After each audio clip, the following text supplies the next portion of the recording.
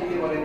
এই হিসাব করেই কিন্তু তখন এই নববর্ষটা বৈশাখ মাস থেকে বছরের হিসাব করা শুরু করলো। আমরা আজকে যে ছোট একটা অনুষ্ঠান নিউ ইয়ার সেলিব্রেশনের জন্য, নিউ ইয়ার আসলে ইংরেজিতে, বাংলায় যেটা হয় নববর্ষ। আমার সোনার বাংলা।